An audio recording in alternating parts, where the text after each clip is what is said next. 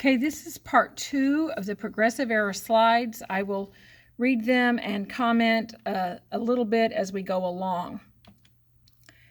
Right? The Progressive Era presidents. Right?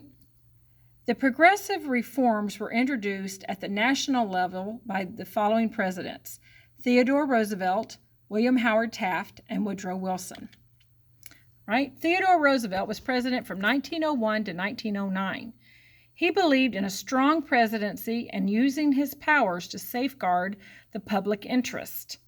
He said, as long as I'm president, I should protect the common man. He helped break up bad trusts who used unfair business practices with the Sherman Antitrust Act.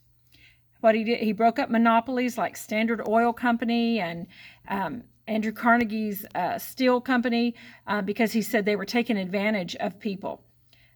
They had monopolies, and he said that was unlawful restraints. His domestic plan was called the Square Deal.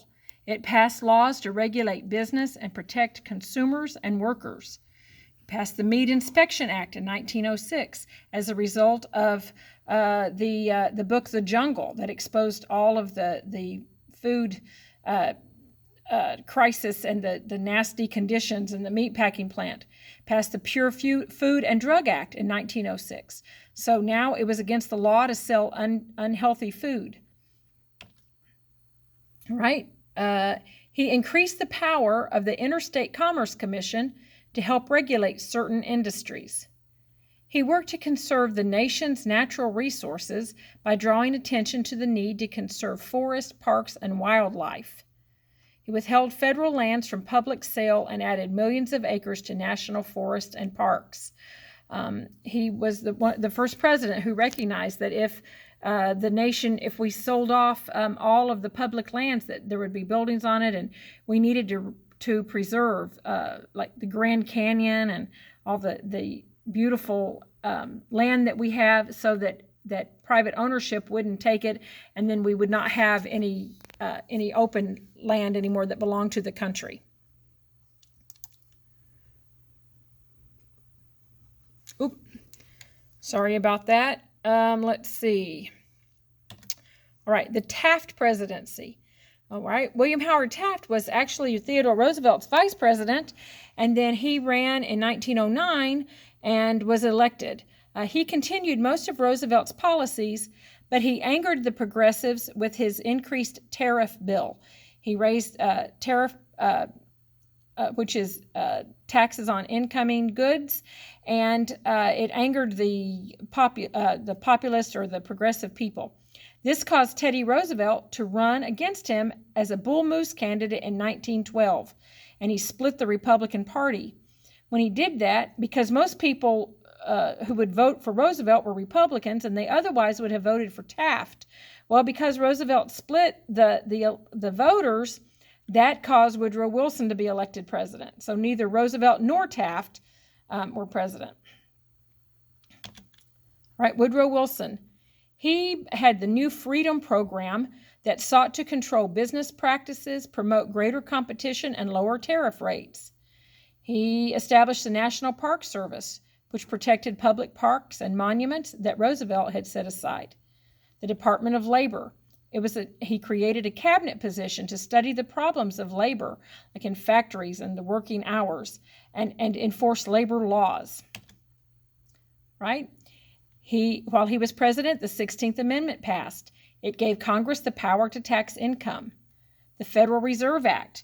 The Federal Reserve was an agency that was created to regulate the amount of money that was in circulation, so that only a certain amount of dollars or money could be out in the public at any one time. The Clayton Antitrust Act. It increased the federal government's power to prevent unfair business practices with the Federal Trade Commission. It gave more guidelines than the previous Sherman Antitrust Act. Right? The women's suffrage movement. This happens to be the 100th anniversary of women's suffrage. Suffrage, if you don't know, means the right to vote. All right? The segregation reformers began with the 13th Amendment, 14th, and 15th. And if you remember the sentence I taught you last time, the 13th Amendment is free, 14th is citizens, and 15th is vote. So free citizens vote, freed the slaves, made them citizens, and allowed them to vote. Plessy versus Ferguson was the Supreme Court case that established the separate but equal facilities. W.E.B. Du Bois was an African-American leader who helped founded the NAACP. Booker T. Washington was an educator, an African-American leader, and he and W.E.B. Du Bois had opposite ideas. W.E.B. Du Bois said that African-Americans should have civil rights now. They have a right to education, and they have a right to demand that they be treated equally. Booker T. Washington advocated vocational training and job training for African Americans, and he said that would be the way that they would gain acceptance in society. Ida B. Wells was an African American leader who worked to end lynching. Right? We're going to go back to the women's suffrage movement. All right.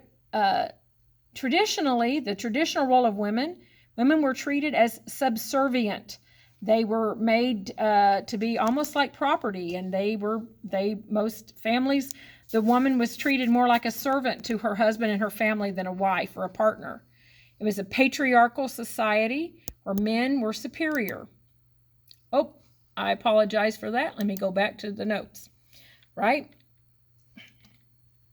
All right. The Seneca Falls Convention was in 1848.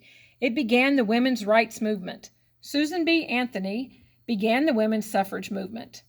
A suffragist is a person who fought for women's right to vote. She voted in the 1872 election, but she was arrested because at that time it was illegal for women to vote.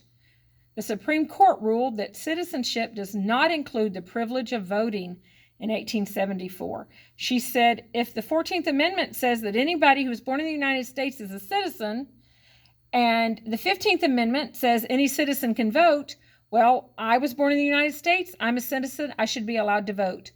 The Supreme Court voted against her and says that is not what the 15th Amendment means. All right, the temperance movement.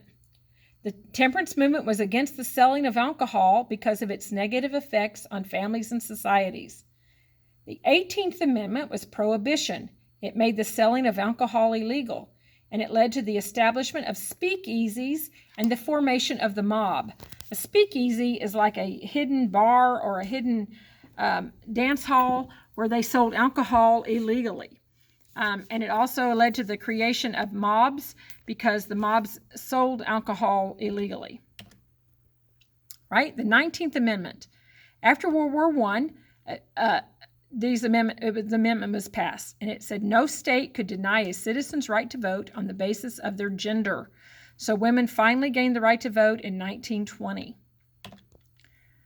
All right, literature and art in America. Well, let me go back to these amendments in a minute. I just want to mention that the 16th, 17th, 18th, and 19th Amendment. 16th Amendment established a federal income tax.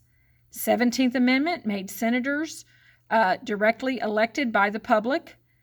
The 18th Amendment was prohibition. It legalized, made selling of alcohol illegal.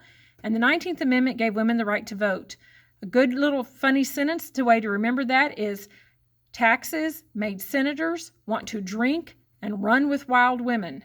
If you can remember that and remember that it started with the 16th Amendment, you can remember all four of those amendments in order. The 13th, 14th, and 15th Amendments are free citizens vote. And then 16 through 19 are taxes made senators want to drink and run with wild women. All right, now literature and art in America.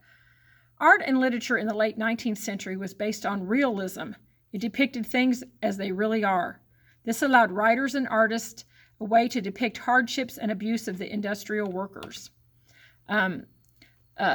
Horatio Alger wrote rags to riches stories. Mark Twain wrote adventure stories. Henry James wrote a portrait of a lady. Jack London, The Call of the Wild. He was the first writer who personified an animal and he wrote as animals with human feelings and human emotions. Kate Chopin wrote The Awakening. Okay. James McNeill Whistler was a painter, and he painted Whistler's mother. Thomas Eakins, the Gross Clinic. Henry Ossawa, I'm sorry, I don't know how to say that middle name. Henry Ossawa Tanner painted Everyday Life. Winslow Homer painted seas and boats and coasts. These were all famous artists during this time.